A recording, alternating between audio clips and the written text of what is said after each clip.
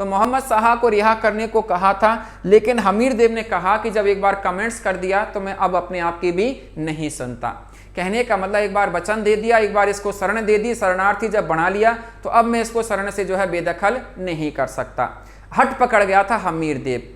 तो अब देखिएगा अलाउद्दीन खिलजी के विरुद्ध दो कार्य हो गए थे। एक तो राज कर नहीं दे रहा था ये, दूसरा कार्य ये हो गया था कि इस मोहम्मद शाह जो है इसको इन्होंने शरण दे दी थी।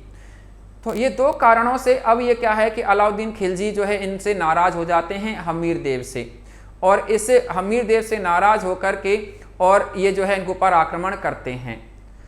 तो ऐसा जो है ये हमीर देव का रणथंभौर जो है, हमीर देव जो थे रणथंभौर के जो शासक थे, ये जो है हट पकड़ जाते हैं कि ये जो है इसको रिहा नहीं करते हैं।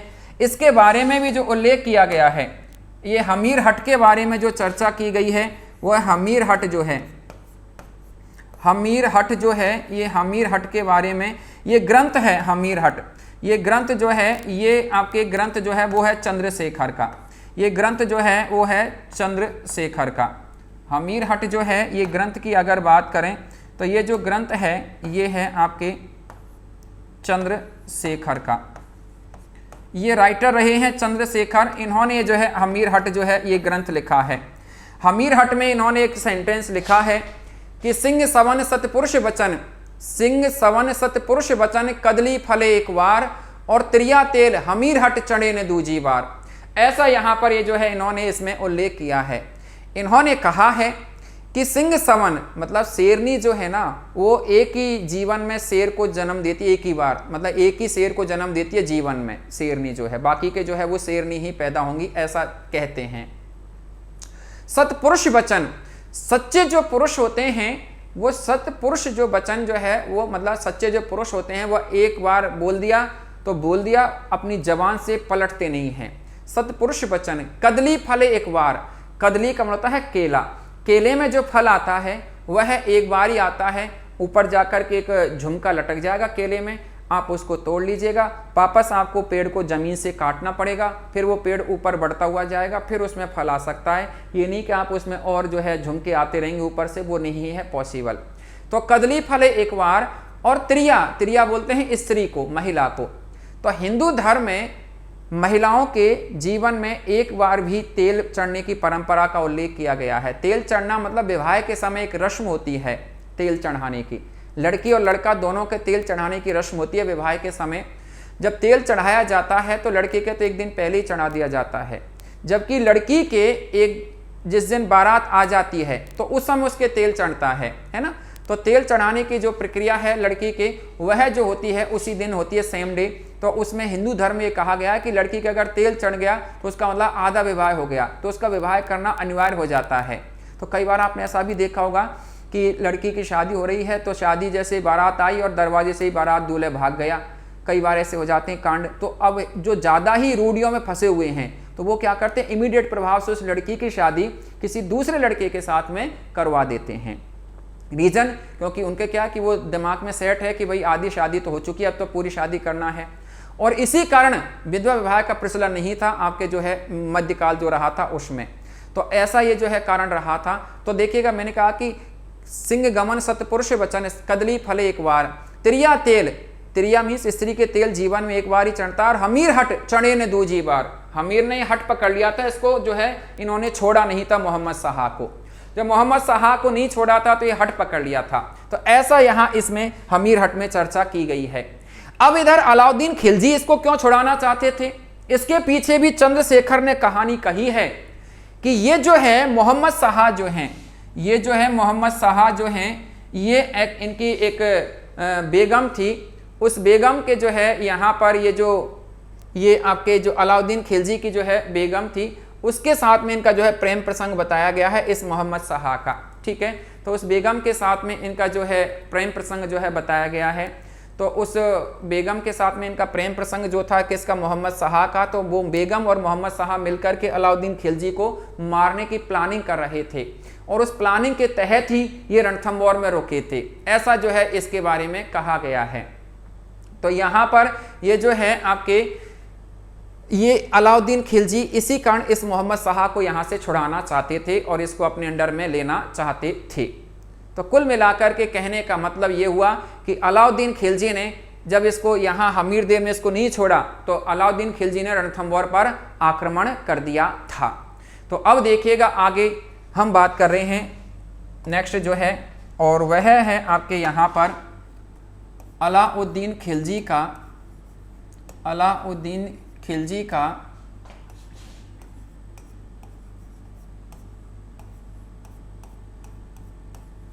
रणथंभौर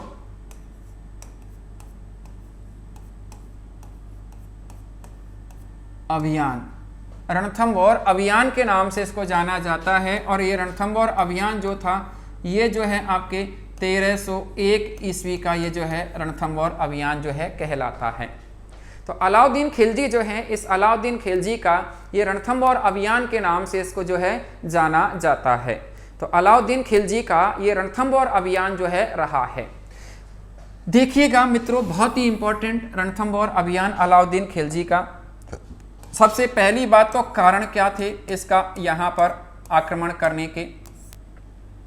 तो सबसे पहला कारण तो ये माना जाता है कि हमीर देव द्वारा मोहम्मद शाह को शरण देना। हमीर देव जो है, इस हमीर देव द्वारा मोहम्मद शाह को शरण देना।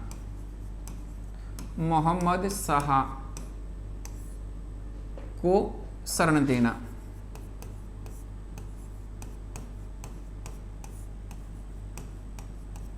ठीक है, हमीर देव द्वारा मोहम्मद शाह को क्या देना? शरण देना। इसका जो है ये कारण। ठीक है, दूसरा कारण क्या था? दूसरा कारण ये था कि ये जो है हमीर देव द्वारा राज कर नहीं देना। हमीर देव द्वारा राज कर नहीं देना। राज कर नहीं देना। ठीक है, हमीर देव द्वारा राज कर नहीं देना। तीसरा कारण क्या था कि अलाउद्दीन खिलजी साम्राज्य विस्तारवादी नीति। अलाउद्दीन खिलजी की साम्राज्य विस्तारवादी नीति। ये कारण थे। इन कारणों से जो है अलाउद्दीन खिलजी क्या करता है? रणथंभौर पर आक्रमण कर देता है। तो पहला कारण तो मेन तो था मोहम्मद शाह के जो है यहाँ पर हमीर देव के द्वारा शरण देना मोहम्मद शाह को, जो कि इसका विद्रोही था। किसका? अलाउद्दीन खिलजी का, है ना। तो ऐसे यहाँ पर जो है ये चिनमा बानो करके इनकी बेगम थी अलाउद्दीन खिलजी, उसके साथ में जो है ये मोहम्मद शाह जो है प्रेम करते थे। तो वो मिलकर के और किसको मारना चाह रहे थे? अलाउद्दीन खिलजी को मारना चाह रहे थे, चिनमा बानो और ये मोहम्मद शाह। तो इस कारण जो है ये अलाउद्दीन खिलजी का मेन कारण तो ये बताया गया है कि इसको ये यहाँ से मुक्त कराना चाह रहे थे मोहम्मद शाह को। दूसरा बात करें तो हमीर देव द्वारा राज कर देना बंद कर दिया था, तो इस कारण भी अलाउद्दीन खिलजी रणथंभौर पर आक्रमण करना चाह रहे थे। तीसरा कारण जो था कि अलाउद्दीन खिलजी जो है अपने साम्राज्य का विस्तार करना चाह रहा था, क्योंकि इसने राज कर देना बंद कर दिया था, तो इसको अपने साम्राज्य में मिलाने की योजना थी और इस कारण जो है इन्होंने इसके ऊपर आक्रमण कर दिया था।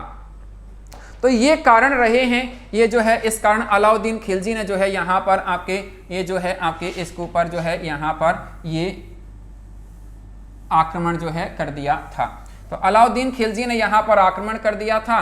तो अब देखिएगा यहाँ पर मित्रों कि अलाउद्दीन खिलजी का ये जो रणथंभौर अभियान जो था, इस रणथंभौर अभियान की बात करें तो अब यहाँ पर क्या होता है कि रणथंभौर अभियान में अलाउद्दीन खिलजी, इधर तो ये जो है अलाउद्दीन खिलजी जो हैं इनके जो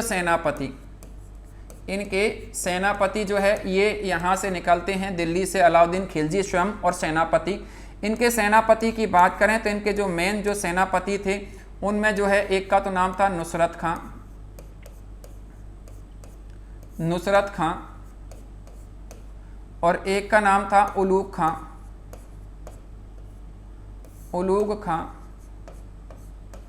नुसरत खां और उलूग खां ये इनके सेनापति थे। इधर बात करें तो हमीर देव जो है, इस हमीर देव की बात करें तो हमीर देव जो है इनके जो सेनापति के रूप में जो थे, इनके सेनापति के रूप में जो थे उस सेनापति की बात करें तो रणमल और रतिपाल। ये जो है इनके योग्य सेनापति थे। ये जो बात करें तो हमीर देव जो हैं इनके, ऐसा मानते हैं कि ये जो है अलाउद्दीन खिलजी की सेना जो है, अलाउद्दीन खिलजी की सेना एक तालाब यहाँ पर पदम तालाब, पदम तालाब जो है, इस पदम तालाब के यहाँ पर 6 माह तक जो है पड़ाव डाल करके बैठी रही। 6 माह तक यहाँ पर पड़ाव डाले बैठी रही पदम तालाब के यहाँ, लेकिन कहीं से भी इस रणथंभौर दुर्ग में जाने का इनको रास्ता नहीं मिला था। वो क्यों? क्योंकि हमीर देव ने क्या किया कि आपका रणथंभौर जो है दुर्ग, आप रणथंभौर दुर्ग की बात करें तो आप इधर से आएंगे, सवाई माधोपुर की तरफ से ये आपका रास्ता आ रहा है, ये सवाई माधोपुर की तरफ से रास्ता आ रहा है, और यहाँ से आप इस दुर्ग की तरफ यूँ जो है एंट्री मारेंगे इधर। तो ये जो है दुर्ग का यहाँ पर ये मुख्य प्रवेश द्वार आता है, इस दुर्ग का ये जो है मुख्य प्रवेश द्वार आता है यहाँ पर, ये जो है आपका ये मुख्य प्रवेश द्वार इस दुर्ग का, यहाँ पर ये दुर्ग का मुख्य प्रवेश द्वार है। और इस मुख्य प्रवेश द्वार की बात करें तो इसी में से ही इस दुर्ग में जाया जा सकता है और कहीं से भी नहीं जा सकते। और इस द्वार को जो कहा जाता है वह कहा जाता है नौलखा दरवाज़ा, इसको नौलखा दरवाज़ा जो है इसको कहा जाता है। इसको क्या कहते हैं? नौलखा दरवाज़ा कहते हैं इसको नौलखा दरवाज़ा जो है कहा जाता है। ये जो दरवाज़ा है इसको नौलखा दरवाज़ा जो है, इसी से ही एंट्री हो सकती है इस दुर्ग में, और कहीं से भी जो है इस दुर्ग में एंट्री नहीं हो सकती। चारों तरफ गहरी खाइयां हैं या फिर ऊंची ऊंची पहाड़ियां हैं, कहीं से भी यहाँ पर इस दुर्ग में नहीं जाया जा सकता। तो हमीर देव ने क्या किया कि इस दरवाजे को तो बंद करवा लिया, ये जो दरवाज़ा था इसको तो बंद करवा लिया और अपनी पूरी सेना और प्रजा को दुर्ग के अंदर ही रख लिया। और इस दरवाजे पर इन दोनों को लगा दिया था, यहाँ पर ये दो योग्य सेनापति थे, रणमल और रतीपाल। तो यहाँ पर इसने खूब प्रयास कर लिया था अलाउद्दीन खिलजी में, और इस प्रयास में नुसरत खां जो है ये मारे गए थे। ये इसमें दुर्ग में जाने के प्रयास में नुसरत खां जो है मारे जाते हैं। ये प्रयास में जो है नुसरत खां की क्या हो जाती है? मृत्यु भी हो जाती है। लेकिन ये तोप चला करके रास्ते बना रहे थे, तोप का गोला छोड़ करके, तो इनके ही लगी थी वो गोला उल्टा आकर के, तो इनकी मृत्यु हो जाती है। लेकिन ये दरवाज़ा ये नहीं खोल पाते हैं, कहीं से भी इस दुर्ग में नहीं जा पाते हैं।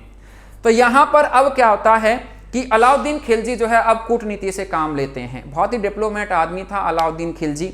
तो इसने क्या किया, अलाउद्दीन खिलजी जो हैं, ये अलाउद्दीन खिलजी ने इन दोनों के पास में, ये दोनों जो सेनापति थे, ये दोनों सेनापतियों के पास में संदेश भिजवाया कि आप यहाँ पर क्या हो, केवल सेनापति। अगर आप मेरा साथ दोगे तो मैं आपको एक को तो रणथंभौर का शासक बना दूंगा और एक को मैं बूंदी का शासक बना दूंगा। दोनों को यहाँ का जो है एक तरह से संरक्षक बना दूंगा, पूरा सर्वे सर्वा बना दूंगा आपको यहाँ का। तो इन दोनों के लालच आ जाता है, तो रणमल और रतीपाल दोनों अलाउद्दीन खिलजी से जो है मिल जाते हैं। ये अलाउद्दीन खिलजी से मिल गए थे, अलाउद्दीन खिलजी से मिल गए थे ये दोनों के दोनों, रणमल और रतीपाल। और ये दरवाजे को खोल देते हैं, ये जो दरवाजा था इसको ये खोल दिया। तो अलाउद्दीन खिलजी की सेना दुर्ग में अंदर प्रवेश करने लगी थी। ये बात का पता चल गया हमीर देव को। हमीर देव ने कहा कि भाई अब युद्ध होना तो लाजमी है ही, लेकिन यहाँ तो पूरा पहाड़ी इलाका है, तो यहाँ कहाँ युद्ध होगा, तो क्यों ना युद्ध स्थल पर ही युद्ध लड़ा जाए। तो युद्ध स्थल की बात करें तो मित्रों, एक यहाँ पर एक स्थान है, और उस स्थान की बात करें तो यहाँ पर एक गांव रहा है जिसको शेरपुर के नाम से लोग जो है पुकारते हैं। शेरपुर करके यहाँ पर एक गांव रहा है। तो यहाँ शेरपुर के पास में यहाँ पर ये मैदान, ये शेरपुर के पास में एक चौड़ा मैदान था। तो यहाँ ये चौड़े मैदान में जो है यहाँ पर ये युद्ध हुआ था। ये युद्ध जो है यहाँ पर होता है इस मैदान में, यहाँ पर जो दुर्ग से लगभग 8 से 10 किलोमीटर दूर जाकर के वहाँ पर ये जो है ये युद्ध होता है। तो वहाँ जो है ये युद्ध होता है, ये जो है आपके शेरपुर गांव जो है यहाँ पर ये युद्ध होता है दोनों के मध्य। अलाउद्दीन खिलजी और आपके हमीर देव के मध्य यहाँ युद्ध चल रहा था। जबकि दोनों के दोनों ये किसकी तरफ मिल चुके थे? अलाउद्दीन खिलजी से जा मिले थे रणमल और रतीपाल। दोनों में बड़ा घमासान युद्ध चल रहा था। हमीर देव बहुत ही तेज और तर्रार जो कह सकते हैं शासक थे, जो कि इससे पहले 17 जो है जो कह सकते हैं 16 युद्धों में विजय प्राप्त कर चुके थे, और ये इनका 17वां युद्ध था, जो मैंने आपको थोड़ी देर पहले ही बताया था। तो ये इनका 17वां युद्ध था। तो ये जो है ऐसा मानते हैं कि 16 युद्धों में विजय प्राप्त कर चुके थे। तो बहुत ही पावरफुल मैन के रूप में ये जो है साबित हो रहे थे। कौन? हमीर देव। अब यहां पर अलाउद्दीन खिलजी जो है वो ऐसा मानते हैं कि हारने के कगार पर पहुंच रहे थे। कहां पहुंच रहे थे? हारने के कगार पर पहुंच रहे थे अलाउद्दीन खिलजी जो हैं। अलाउद्दीन खिलजी जब हारने के कगार पर पहुंच रहे थे तो उस समय क्या होता है कि ये जो हैं आपके अलाउद्दीन खिलजी इनसे पूछते हैं कि भाई ये तो हार ही नहीं रहा है, ये तो बहुत ही पावर से जो है युद्ध लड़ रहा है। तो ये क्या करते हैं कि हमीर देव के दोनों सेनापति एक सीक्रेट और बता देते हैं। और वह सीक्रेट क्या बता दिया जाता है कि इन्होंने कहा कि हमीर देव अपनी रानी को बहुत प्रेम करता है और इनकी रानी का नाम था रंग देवी। किसकी रानी? ये हमीर देव की रानी जो थी, उस रानी की बात करें तो उस रानी का जो नाम जो था वह जो था इनकी रानी का नाम रंग देवी। रंग देवी करके जो है इनकी रानी थी। रंग देवी जो है ये रानी थी किसकी? हमीर देव की। ये रंग देवी करके रानी थी हमीर देव की। तो ऐसा मानते हैं कि इन्होंने कहा कि रंग देवी को बड़ा प्रेम करता है, अगर ये रंग देवी मारी जाए तो ये टूट जाएगा और इसको फिर हराना आसान हो जाएगा। उन्होंने कहा कि वो कैसे मारी जाए? अलाउद्दीन खिलजी ने उनसे पूछा कि वो ऐसे मारी जाए कि हमारे यहाँ एक सिंबल है कि अगर कोई घुड़सवार काला झंडा लेकर के दुर्गों की तरफ भागेगा तो रानी देख लेगी कि राजा मारा गया, उस दुर्ग झंडे से संकेत मिलता है कि राजा मारा गया, तो रानी क्या कर लेगी? आत्मदाह कर लेगी, और रानी आत्मदाह कर लेगी तो वो जो है टूट जाएगा। तो अलाउद्दीन खिलजी ने ऐसा ही किया, एक घुड़सवार काला झंडा लेकर के दुर्गों की तरफ भगा दी, क्योंकि देखिए मैदान यहाँ पर और दुर्ग यहाँ पर है। तो इधर की तरफ भागा और वह जैसे यहाँ दुर्ग के करीब पहुंचा तो रानी ने देखा कि राजा मारा जा चुका, क्योंकि काला झंडा दिखाई दे रहा था।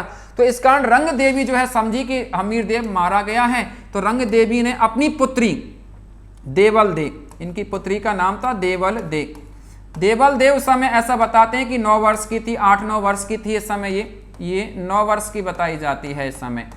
तो दोनों जो है माँ बेटी, ये जो है इनकी पुत्री थी देवल दे जो है, तो दोनों माँ बेटी जो है इन्होंने क्या किया कि वहां पर जो आपके रणथंभौर के दुर्ग में जो मैंने आपको बताया पद्मला तालाब जो है, उस पद्मला तालाब में कूद करके दोनों ने क्या कर लिया था? जल जौहर कर लिया था। दोनों ने जल जौहर कर लिया था। और ये जल जौहर कर लिया था तो ये बात करें तो आपके राजस्थान के इतिहास का ये आपके प्रथम जौहर कहलाता है। ये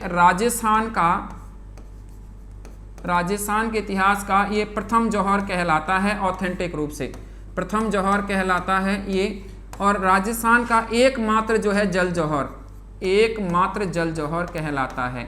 एकमात्र जल जौहर के नाम से इसको जो है जाना जाता है। तो ऐसा यहां पर ये जल जौहर हो जाता है, रंग देवी जल जौहर कर लेती है यहां पर। अब ये बात का जो है इसको हमीर देव को पता चला, तो हमीर देव यहां से दौड़ता हुआ आता है इधर से, और इधर से घोड़ा न चढ़ा करके इधर से सीधा पहाड़ी में होकर के घोड़ा चढ़ा देता है और वहां जाकर के देखता है कि रंग देवी मारी गई है। तो इसने वहीं पर ही उस तालाब के किनारे अपना सिर कलम करके हमीर देव ने खुद ने ही, और वहां भगवान शिव का एक मंदिर था उसमें चढ़ा दिया था, वहां पर उस तालाब के किनारे ही। तो हमीर देव इसमें हारा नहीं था, तो इसी कारण इसको हमीर हट कहा गया है। हमीर देव इसमें हारा नहीं था, खुद ने अपना सिर कलम करके यहां पर चढ़ा दिया था। तो ऐसा यहां पर यह घटनाक्रम हुआ था। अब यहां पर क्या होता है मित्रों, यहां इस युद्ध में क्या होता है कि ये जो युद्ध जो रहा था, इस युद्ध में क्या होता है कि अब यहां पर युद्ध में यहां पर क्या रहा था कि अलाउद्दीन खिलजी की यहां पर एक अप्रत्याशित विजय होती है। अलाउद्दीन खिलजी की ये जो है यहां पर अप्रत्याशित विजय होती है इस युद्ध में। अब विजय हुई अलाउद्दीन खिलजी की यहां पर, तो इस विजय के बाद में यहां पर क्या करते हैं कि अलाउद्दीन खिलजी ने यहां पर सबसे पहले इन दोनों को जो है अपने पास में बुलाया, ये रणमल और रतिपाल जो हैं इनको, रणमल और रतिपाल दोनों को बुलाया और इनसे कहा कि भाई अब आपके साथ में क्या किया जाए। दोनों ने बड़े शौक से कहा कि भाई तुमने ये वादा किया था कि ये जो है आप हमें एक तो रणथंभौर और एक बूंदी का शासक बना दोगे, तो हमें रणथंभौर और बूंदी का शासक बनाओ और यहाँ से निकलो आप। तो हमीर ये देव के ये जो दोनों सेनापति जो थे, इनसे अलाउद्दीन खिलजी ने पूछा कि भाई आप मुझे इतना बता दो कि आपने जिस व्यक्ति का इतने सालों तक नमक खाया, आपने उसकी छोटे से लालच में आकर कर आपने उनकी ही जो है उनकी मदद नहीं किया, उनके खिलाफ हो गई, तो मैं आपके ऊपर कैसे विश्वास कर लूं कि आप भी मेरी जो है मदद करेंगे या आप मेरा साथ देंगे। तो इसके पीछे आप मेरे को इतना सा जो है ये विश्वास दिला दो। तो इसके कोई विश्वास नहीं, इसके यूँ कह सकते हैं, क्योंकि ऐसा कोई जो था नहीं इस प्रकार का लॉजिक क्यों कह लीजिएगा उनके पास में, तो इसका जवाब नहीं मिल पाया। तो इसने क्या किया कि ये जो है अलाउद्दीन खिलजी ने इन दोनों की जो है हत्या कर दी थी। तो अलाउद्दीन खिलजी ने इन दोनों की क्या कर दी थी, हत्या कर दी थी। ये जो बात करें तो रणमल और रतिपाल, इन दोनों की जो है हत्या कर दी जाती है, मौत के घाट उतार दिया। अब बात आती है वो जो है मोहम्मद शाह जो थे उसकी। तो मोहम्मद शाह जो थे, उस मोहम्मद शाह की बात करें तो जिसने इसका साथ दिया था, किसका साथ दिया था, हमीर देव का। तो इस मोहम्मद शाह से पूछा इस अलाउद्दीन खिलजी ने कि भाई आप ये बताओ कि अगर आपको मैं जिंदा छोड़ दूं, अगर मैं आपको जिंदा छोड़ दूं तो आप जो है क्या करोगे, मेरे साथ चल कर के पहले की तरह ही एक सेनापति के रूप में काम करोगे आप। तो इस मोहम्मद शाह ने कहा कि ये तुम्हारी भूल होगी, अगर तुमने मेरे को जिंदा छोड़ दिया तो मैं सबसे पहले तो तुम्हें ही मारूंगा, सबसे पहले तो मैं तुम्हें ही मारूंगा, और मार करके और यहाँ रणथंभौर का इसका कोई वंशज बचा होगा हमीर देव का, तो उसको यहाँ बिठाऊंगा और उसके चरणों में रह करके और उसकी सेवा करूंगा कि जिस महान योद्धा ने केवल एक शरणार्थी के लिए अपना साम्राज्य का त्याग कर दिया, उस शरणार्थी जो उस योद्धा के लिए मैं हमेशा उसके लिए कृतज्ञ रहूंगा। ऐसा जो है इसने कहा मोहम्मद शाह ने। तो इस बात को सुन करके और इस मोहम्मद शाह की भी हत्या कर दी थी अलाउद्दीन खिलजी ने। तो ऐसा यहां पर कार्य हुआ था। तो अब देखिएगा यहां पर एक और चीज यहां पर आप ध्यान रखने योग्य जो है, और वो ये है कि ये उलूग खां जो थे, अब उलूग खां को रणथंभौर का क्या बना दिया था, संरक्षक बना दिया था।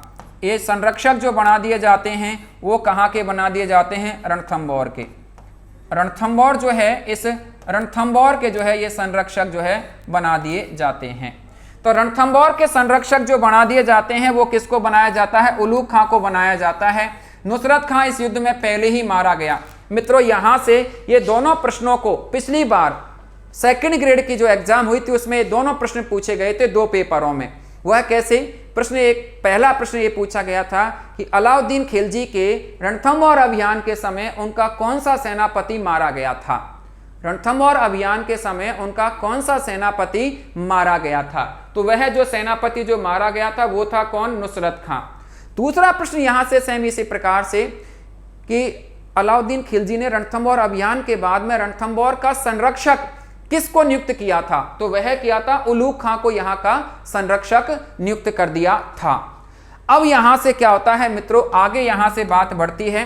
तो अब क्या होता है कि अलाउद्दीन खिलजी जो हैं, अलाउद्दीन खिलजी क्या करते हैं कि आपके रणथंभौर दुर्ग जो है, रणथंभौर जो दुर्ग है, इस रणथंभौर दुर्ग की बात करें तो इस रणथंभौर दुर्ग में ये क्या करते हैं कि एक दरगाह का निर्माण करवाते हैं, और वो है पीर सदरुद्दीन की दरगाह। पीर सदरुद्दीन की दरगाह, पीर सदरुद्दीन की दरगाह का जो है निर्माण करवाया था इन्होंने, दरगाह का निर्माण जो है करवाया था। ये जो बात करें तो आपके अलाउद्दीन खिलजी ने यहाँ पर ऐसा मानते हैं कि यहाँ पर ये जो है पीर सदरुद्दीन की दरगाह का निर्माण करवाया था। और इस युद्ध की विजय के बाद में, ये जो युद्ध में ये जब विजय हुए थे तो इस विजय के बाद में ऐसा माना जाता है कि इस युद्ध की विजय के बाद में इनके जो दरबारी कवि थे अमीर खुसरो, जो मैंने अभी आपको बताया था, राइट, अमीर खुसरो जो है, इस अमीर खुसरो की बात करें तो इस अमीर खुसरो ने कहा है कि आज कुफ्र का गढ़ इस्लाम का घर हो गया, आज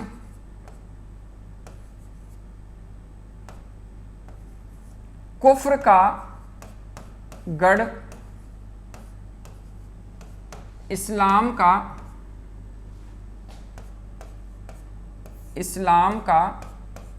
घर हो गया, कुफ्र का गढ़ आज इस्लाम का घर हो गया, कुफ्र का गढ़ आज इस्लाम का घर हो गया। कुफ्र का मतलब यहाँ पर क्या होता है मित्रों, देखिएगा कुफ्र जो है इसका मतलब जो होता है यहाँ पर वो होता है धर्म विरोधी, धर्म विरोधी होता है कुफ्र का अर्थ जो होता है, कुफ्र का अर्थ जो होता है वह होता है धर्म विरोधी। तो इन्होंने कहा, किसने, अमीर खुसरो ने, कि आज कुफ्र का गढ़ इस्लाम का घर हो गया। ये बहुत ही तगड़े धर्म विरोधी थे, मुस्लिम धर्म का ये विरोधी करने वाले। तो ये जो है इन्होंने कहा कि आज तो जो कुफ्र का जो गढ़ जो हुआ करता था वह इस्लाम का क्या हो गया, घर हो गया। ऐसा इसके बारे में कहा। तो ये सेंटेंस को लेकर के भी कई बार जो है प्रश्न पूछे गए हैं, राइट। तो इस प्रकार का ये जो है आपके यहाँ पर ये रहा था। ऐसा भी यहाँ पर लोग कहते हैं कि ये जो है आपके अलाउद्दीन खिलजी ने यहाँ ये जो शेरपुर जो गांव है, ये आपके शेरपुर गांव के पास में इन्होंने एक गांव भी बसाया था, और वह गांव की बात करें तो उसको कहा जाता है खिलजीपुर गांव। खिलजीपुर जो है ये गांव इन्होंने यहाँ पर जो है बसाया था। तो खिलजीपुर गांव बसाने का जो है श्रेय अलाउद्दीन खिलजी को ही जाता है, और शेरपुर जो है वहाँ उसके पास में इन्होंने खिलजीपुर गांव जो है बसाया था। तो ऐसा यहाँ पर ये जो है आपके यहाँ पर इस अलाउद्दीन खिलजी का ये जो है दौर ये रहा था आपके रणथंभौर अभियान। और इसी के साथ में यहाँ पर रणथंभौर पर जो है यहाँ पर ये यहाँ पर यूँ कह लीजिएगा कि रणथंभौर पर यहाँ पर मुस्लिम सत्ता का जो है स्टार्टिंग हो जाता है। यहाँ पर रणथंभौर पर भी चौहानों पर जो है क्या गिर जाता है, पर्दा गिर जाता है। तो रणथंभौर पर चौहानों पर पर्दा गिर गया था, और इसी के साथ में यहाँ पर रणथंभौर के चौहानों का साम्राज्य समाप्त होता है मित्रों। तो रणथंभौर के चौहानों का साम्राज्य समाप्त होता है। तो इसी चैप्टर में आज के लिए इतना ही काफ़ी। नमस्कार दोस्तों, जय हिंद, जय भारत। आगे मिलेंगे हम एक नेक्स्ट अध्याय में, और वहाँ हम जो चर्चा करेंगे जालौर के चौहानों की।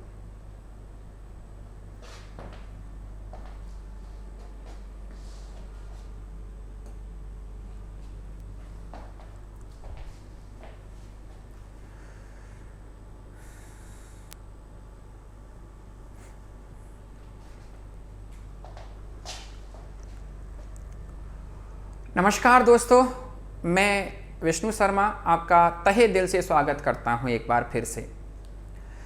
तो दोस्तों देखिएगा, आज हम जिस चैप्टर के बारे में चर्चा कर रहे हैं वह जो चैप्टर है वो है आपका यहाँ पर जो चर्चा का वो हम जो यहाँ पर चर्चा करेंगे जालौर के चौहान। बहुत ही इम्पोर्टेंट चैप्टर है, चौहानों के बारे में चर्चाएँ चल रही हैं, और वो है अब आपके यहाँ पर जालौर के चौहान।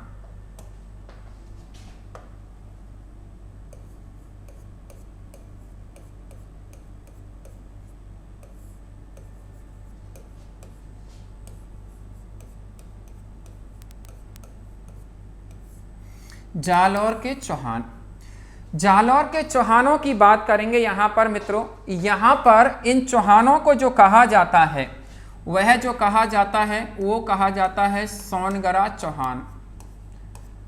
सोनगरा चौहान के नाम से इनको जो है जाना जाता है।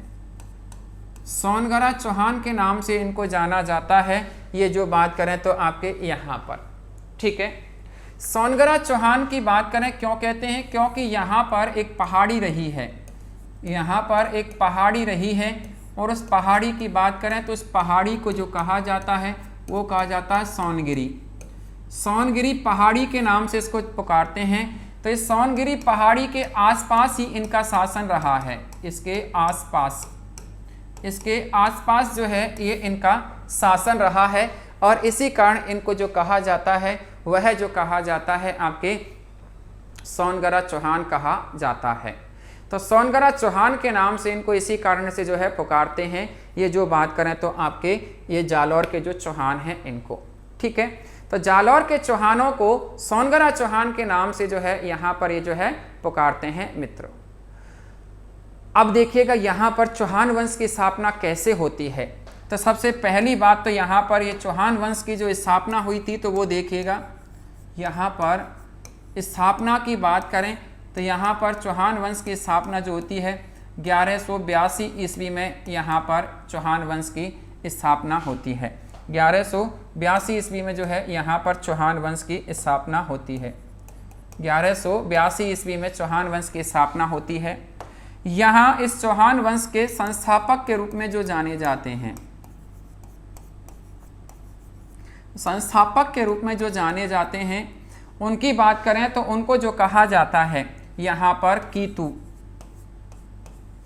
कीतु या इनको कीर्तिपाल के नाम से जो है पुकारा जाता है। कीर्तिपाल जो है इनके नाम से जो है इनको जाना जाता है। कीतु या कीर्तिपाल इनके नाम से जो है इनको जाना जाता है। यहाँ पर कीतु या कीर्तिपाल के नाम से जो है ये जाने जाते हैं। इन्होंने अपनी यहाँ पर जो राजधानी जो बनाई थी मित्रों, इन्होंने अपनी यहाँ पर जो राजधानी जो बनाई थी, इन्होंने अपनी राजधानी जो बनाई थी, इस राजधानी की बात करें तो मित्रों राजधानी जो रही है वह रही है आपके जालौर। जालौर जो है ये इनकी राजधानी रही है यहाँ पर। तो जालौर जो है ये इनकी राजधानी रही है। कीतू या कीर्तिपाल जो है इनकी यहाँ पर। अब कीतू या कीर्तिपाल कौन थे और इन्होंने यहाँ पर ये जालौर में चौहान वंश कैसे स्थापित किया था? देखिएगा मित्रों, मैं आपको जो है बताया था कि चौहानों की स्टार्टिंग पॉइंट जो रहा है, चौहान जो स्टार्ट हुए हैं वो हुए हैं आपके कहाँ से? सांभर से या शाकंभरी से, यह इनकी स्टार्टिंग मानी जाती है। सांभर से एक व्यक्ति निकलते हैं और इस व्यक्ति की मीस एक शाखा यहाँ से निकलती है और वह व्यक्ति की बात करें तो उनका नाम मिलता है यहाँ पर लक्ष्मण सिंह। लक्ष्मण सिंह करके जो है ये यहाँ के ये जो है ये निकलते हैं यहाँ, और ये आपके लक्ष्मण सिंह ये क्या करते हैं कि आपके नाडोल जो पड़ता है मित्रों पाली में पड़ता है, ये नाडोल में जाकर के और ये यहाँ पर शासन करते हैं। अब यहाँ से नाडोल से ऐसा मानते हैं कि इनकी लक्ष्मण सिंह की कई पीढ़ियाँ गुजरी और इनकी कई पीढ़ियों के बाद में यहाँ पर ऐसा मानते हैं कि यहाँ पर कोई अल्लट करके जो है शासक होते हैं। यहाँ पर भी अल्लट करके शासक हुए थे। यहाँ पर कई पीढ़ियों के बाद में यहाँ पर कई पीढ़ियाँ गुजरी और इनके बाद में यहाँ पर अल्लट शासक हुए थे। अल्लट के 2 पुत्र बताए जाते हैं। इनके 2 पुत्र थे और 2 पुत्रों की बात करें तो एक पुत्र का तो नाम जो मिलता है वह मिलता है कीतू। एक पुत्र का तो नाम जो मिलता है वह कीतू और दूसरे पुत्र का जो नाम मिलता है वह जो मिलता है हाड़ा।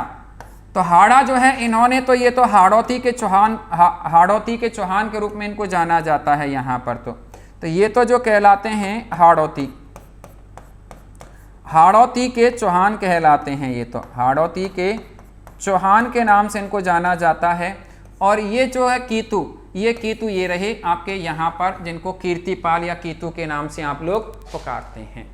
तो ऐसा यहाँ पर ये जो है कीतू जो थे ये कैसे यहाँ पर आए और कैसे इन्होंने यहाँ आकर के और ये यहाँ आपके यहाँ चौहानों की शाखा स्टार्ट की थी।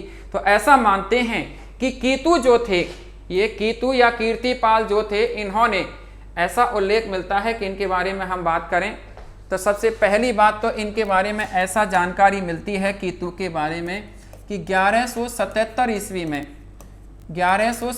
ईस्वी में